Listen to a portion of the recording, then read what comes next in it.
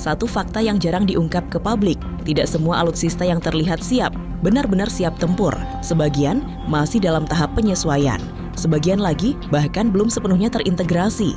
Jadi, yang kita lihat ini kekuatan nyata atau sekadar pajangan bergerak. Sekarang, ini bukan sesuatu yang bisa dianggap biasa. Ini berbeda. 8 kapal perang TNI Angkatan Laut keluar dari sarangnya, bukan unsur biasa, melainkan full combatant dengan nama-nama kapal sangar yang menjadi tulang punggung kekuatan laut Indonesia. Di dalamnya ada KRI Brawijaya, KRI Prabu Siliwangi, kapal cepat rudal seperti KRI Kapa, hingga fregat KRI Karel Satsuitubon.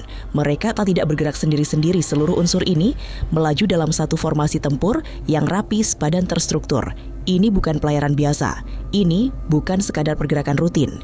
Pertanyaannya sekarang, mereka sedang disiapkan untuk apa dan menuju kemana? Kejanggalan mulai terlihat dari formasinya. Jika ini hanya patroli, formasinya terlalu rapi.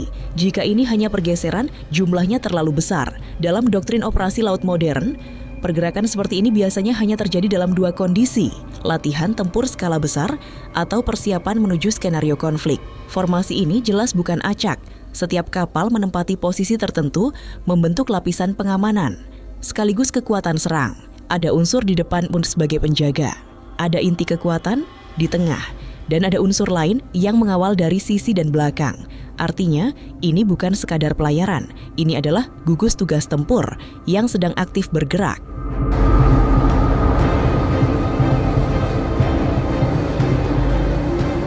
Perhatian kemudian tertuju pada 2 kapal paling baru, KRI Brawijaya dan KRI Prabu Siliwangi. Keduanya merupakan generasi terbaru dengan kemampuan peperangan modern, sensor yang lebih canggih, serta kemampuan meluncurkan rudal Okama dalam skenario nyata. Dalam dunia militer gamap belitun, nakumum kena kapal baru tidak langsung dimasukkan ke formasi tempur. Tanpa alasan, mereka harus melalui tahap penting, uji kesiapan operasional ROOS dalam kondisi sebenarnya. Ketika 2 kapal ini ikut dalam satu gugus NGOS, ini bukan sekadar simbolis. Ini adalah tanda bahwa mereka sedang diuji secara nyata.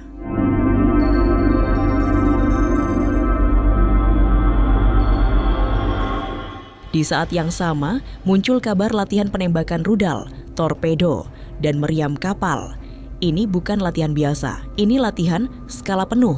Satu nama lokasi mulai sering disebut, Pulau Gundul, tempat yang dikenal sebagai area uji tembak sistem senjata.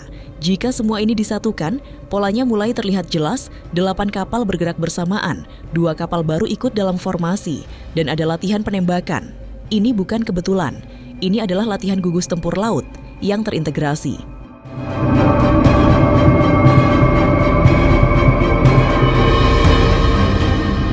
Simulasi perang laut dalam skala nyata.